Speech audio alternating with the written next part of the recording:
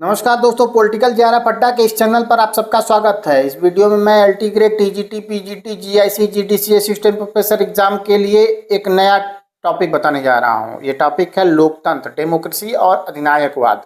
ये टॉपिक आप लोगों को इन एग्जामों के लिए काम आएगा, सिविक्स और पॉलिटिकल साइंस सब्जेक्ट के लिए। आप लोग सोशल साइंस से तैयारी कर रहे हैं तो उसके लिए, सिविक्स की तैयारी के लिए ये वीडियो काफ़ी इंपॉर्टेंट होने वाली है। तो आइए हम लोग बिना टाइम वेस्टिंग किए शुरू करते हैं। आइए देखते हैं लोकतंत्र क्या होता है।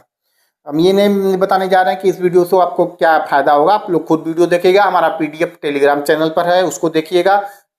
वीडियो को लाइक जरूर कर दीजिएगा, अच्छा लगेगा तो कमेंट भी कर दीजिएगा। आइए हम लोग देखते हैं लोकतंत्र क्या होता है। तो लोकतंत्र क्या होता है? लोकतंत्र आप लोग जानते हैं, जनता के लिए, जनता के द्वारा शासन है। ये परिभाषा अब्राहम लिंकन की है।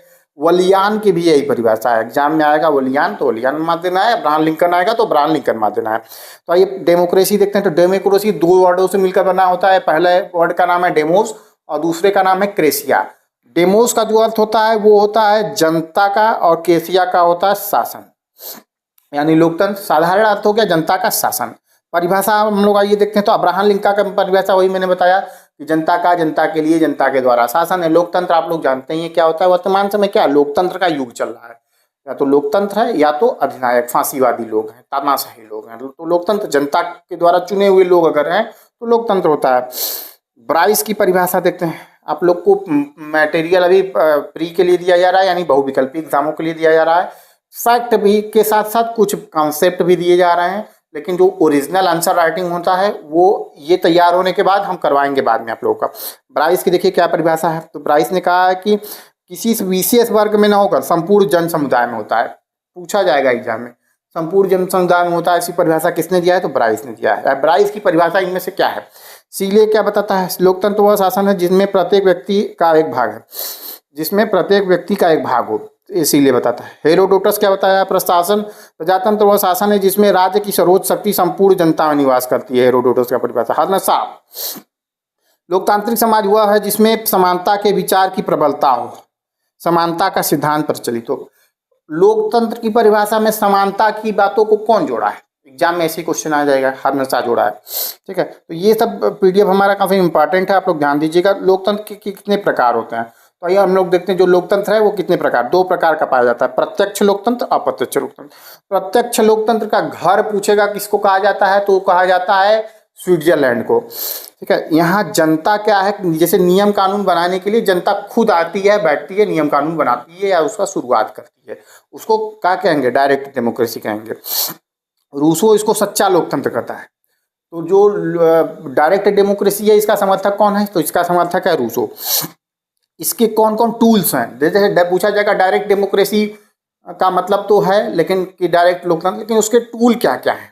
तो उसमें देखिए जनमत संग्रह, पहला टूल क्या है? जनमत संग्रह। डायरेक्ट डेमोक्रेसी, प्रत्यक्ष लोकतंत्र का पहला टूल क्या है? जनमत संग्रह। कोई भी नियम कानून लागू हो रहा है तो उसके लिए जनता से पूछा जाएगा कि ये सही है या नहीं, हाँ या ना में। जनता वोट करेगी, अगर कर देगी तो लागू हो जाएगा, अगर नहीं करेगी तो वो नियम लागू नहीं होगा। तो जनमत संग्रह होता है। आरंभक, आरंभक क्या होता है? इनिशिएटिव। ये इनिशिएटिव क्या होता है?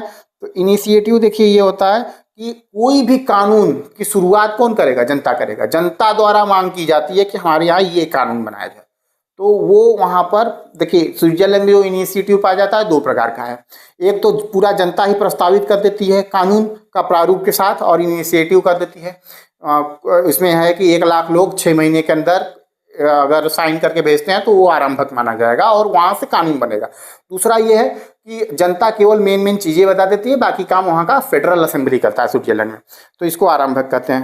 प्रत्यावाहन, रिकॉल, यानी वो चीज़ जो उनको बुला लेना, जो भी जनप्रतिनिधि है उनको बुला लेना। लोक निर्णय, ये सब स्विट्जरलैंड में प्रत्यक्ष लोकतंत्र का भाग होता है, आपको बताया गया। अप्रत्यक्ष लोकतंत्र क्या होता है? तो अप्रत्यक्ष लोकतंत्र से प्रतिनिधि लोकतंत्र भी कहते हैं। इसमें जनता अपने प्रतिनिधियों के माध्यम से शासन करती है। जैसे हम लोग हैं, हम लोग क्या करते हैं? एक प्रतिनिधि अपना विधायक सांसद के रूप में विधानसभा और लोकसभा में भेजे रहते हैं, संसद और विधानमंडल में भेजते हैं। वो लोग हमारे लिए कानून बनाते हैं और वो लोग किसका प्रतिनिधित्व करते हैं? हम ही लोगों का प्रतिनिधित्व करते हैं वहाँ पर। इसको जेएस मिल ने प्रतिनिधित्व शासन का समर्थन, प्रतिनिधि लोकतंत्र का शासन किस समर्थन किसने किया है? तो जीएस मिल ने किया है। आइए देखते हैं लोकतांत्रिक शासन की मूल विशेषताएं क्या होती हैं। तो ये लोक प्रभुता में विश्वास करते हैं। यानी लोक प्रभुता क्या होता है? हम भारत के लोग यानी पूरी जनता की प्रभुता में विश्वास करते हैं। जनता का प्रतिनिधित्व होता है यहाँ पर। संवैधानिक सरकार होती है, सरकार सीमित और संवैधानिक होती है, ये सब पूछा जाएगा आप लोगों से विशेषता। राजनीतिक और नागरिक स्वतंत्रताएं होती है, निष्पक्ष चुनाव होता है, जनता के प्रति उत्तरदायित्व होती है, सरकार जनता के प्रति रिस्पॉन्सिबल होती है। लोकतंत्र के विभिन्न सिद्धांत देखते हैं तो जो पुराना सिद्धांत है उसको उदारवादी या क्लासिकी सिद्धांत कहते हैं। इसमें व्यक्ति को केंद्र माना जाता है और सरकार जनता की सहमति से शासन चलाने का प्रयास करती है, साधारण सी भाषा में, जो पहले से चला आ रहा है। इसके समर्थक कौन कौन है? John Locke, Montesquieu, Rousseau, Adam Smith, Bentham, J S. Mill. ठीक है, ये नॉर्मल वाला लोकतंत्र है, उदारवादी सिद्धांत है। ठीक है, जो वर्तमान में हम लोग देखते हैं, व्यक्ति विवेकशील है, सरकार सीमित है, संवैधानिक होनी चाहिए, ये सब होनी चाहिए। आइए देखते हैं विशिष्ट वर्गीय एलिट थ्योरी क्या है, एलिटिस्ट थ्योरी इसकी क्या है। यह सिद्धांत मानता है कि हर शासन अल्पमत का होता है, बहुमत का नहीं। ठीक है, Pareto, Mosca, Michel, Burnham, Schumpeter इसके विचारक हैं। अल्पतंत्र के लो नियम, यानी कुछ ही लोग होते हैं, जैसे मोदी, अमित शाह टाइप के कुछ मंत्रिमंडल, छोटे लोग हैं, कुछ लोग हैं, वो पूरे देश को शासन चलाते हैं। अल्पमत शासन चलाता है, अल्पतंत्र का लो नियम। एलिट लोग होते हैं ये लोग, ऐसा ये सिद्धांत का कहना है। बैजार्ड का कहना है लोकतंत्र ऐसा माध्यम है जिसके द्वारा जनता में सत्ता के बारे में अधिकतम भ्रम पैदा किया जाता है, जबकि वास्तव में उन्हें सबसे कम सत्ता दी जाती है। बैजार्ड ने इसकी क्या किया है? आलोचना किया हुआ है। तो लोकतंत्र का बहुलवादी सिद्धांत, आइए हम लोग देखते हैं बहुलवादी सिद्धांत क्या है। तो यह सिद्धांत मानता है कि जो राज्य है उसके पास केवल वो ही शक्ति नहीं होना चाहिए, समाज के अन्य संगठन भी हैं, इनको भी शक्ति देना चाहिए। इसके विचारक कौन है? शुम्पीटर हैं, डहल हैं, सार्टोरी हैं, और कौन है? बेंटले हैं, डेविड ट्रूमैन है। यह लोकतंत्र का आधार व्यक्ति नहीं बल्कि व्यक्तियों का संगठन है। सामूहिक नीति जो है सबको मिलजुल कर बनाना चाहिए, ऐसा इसका कहना है। लोकतंत्र का मार्क्सवादी सिद्धांत, आइए हम देखते हैं। तो मार्क्सवादी सिद्धांत का क्या कहना है कि लोकतंत्र जो है ये भ्रम है, ये सब। सच्चा लोकतंत्र तभी स्थापित होगा जब वर्ग विहीन समाज की स्थापना होगी। ठीक है, लेनिन का कहना है आर्थिक स्वतंत्रता के बिना राजनीतिक स्वतंत्रता एक धोखा है। लोकतंत्र के गुण और दोष देख लेते हैं। तो गुण क्या है? जन कल्याण की भावना है, नैतिक उत्थान है, क्रांति से सुरक्षा है, जन शिक्षा है। तो देखिए, क्रांति से सुरक्षा में गिलक्राइस्ट के अनुसार लोकप्रिय शासन सार्वजनिक सहमति पर आधारित होने के क्रांतिकारी नहीं हो सकता है। बर्न्स का कहना है कि लोकतंत्र सबसे अच्छा शासन है क्योंकि यह स्वशासन है। गैटेल ने इसे नागरिकता की शिक्षा प्रदान करने वाला स्कूल कहा है।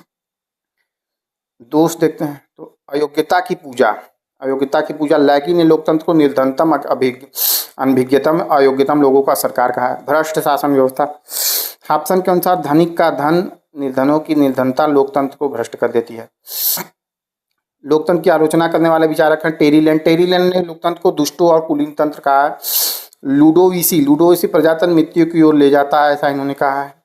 ये सब चीज़ें आप लोग याद कर लीजिएगा, कम से कम हमारा PDF ही 10 बार देखिएगा तो भी याद हो जाएगा। उसके बाद आप लोग प्रैक्टिस करिएगा, प्रैक्टिस हमारे यहाँ से भी करवाई जाएगी। फैगेट का कहना है लोकतंत्र अज्ञानता भरा शासन है। H.G. वेल्स का कहना है लोकतंत्र अज्ञानता भरा शासन किसका है? फैगेट। H.G. वेल्स का कहना है बुद्धिहीन अज्ञानियों का शासन है। कार्लाइल का कहना है प्रजातंत्र मूर्खों का शासन है।